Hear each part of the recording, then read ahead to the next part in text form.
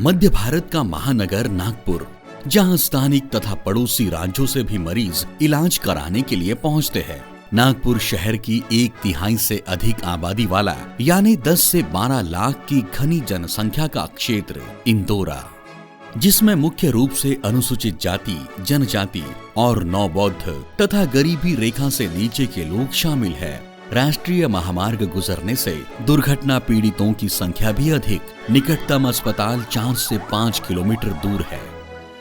इन सभी बातों को ध्यान में रखते हुए इस क्षेत्र की जनता को अत्याधुनिक चिकित्सा सेवाओं का समय पर लाभ दिलाने की दृष्टि से वर्ष 1997 में तत्कालीन मंत्री डॉक्टर नितिन राउत, इन्होंने सरकार के संकल्प द्वारा डॉक्टर बाबा साहेब आम्बेडकर अस्पताल एवं अनुसंधान केंद्र अनुमोदित किया था, जो 2005 से अपनी सेवाएं दे रहा है।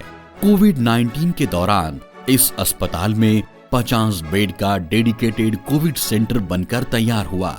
माननीय ऊर्जा मंत्री तथा पालक मंत्री नितिन राउत की पहल से ही इस कोविड सेंटर को ऑक्सीजन निर्माण प्लांट महापारेषण की ओर से प्राप्त हुआ। विदर्भ वैसे भी देखा जाए तो एक पिछड़ा क्षेत्र है और इसमें हमारा मानना है कि यह देश किसानों का देश है, श्रमिकों का है। बहुत बड़ा हिस्सा श्रमिकों का मेरे निर्वाचन क्षेत्र में रहता है और इंदौरा क्षेत्र और वहां के आजू बाजू में बहुत सारी झोपड़पट्टियां हैं जहां गरीबी रेखा के नीचे के लोग हैं।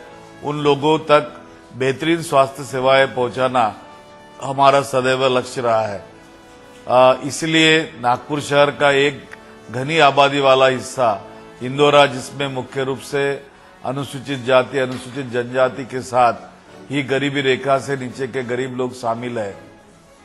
आपको पता है कि यहाँ डॉक्टर बाबा साहब आम्बेडकर रुग्णालय और अनुसंधान केंद्र जो है, उसके मातहत हम उत्तर नागपुर की जनता को अत्याधुनिक आरोग्य सेवाएं प्रदान करने का सपना अब वास्तविक रूप में लेने जा रहे हैं। इस अस्पताल में कोरोना बाधित रुग्ण के सेवा के लिए 50 बेड का संपूर्ण सुविधा सहित अस्पताल शुरू किया गया है, जिसमें कुछ बेड वेंटिलेटर्स के भी रखे हैं, ऑक्सीजन के भी बेड है।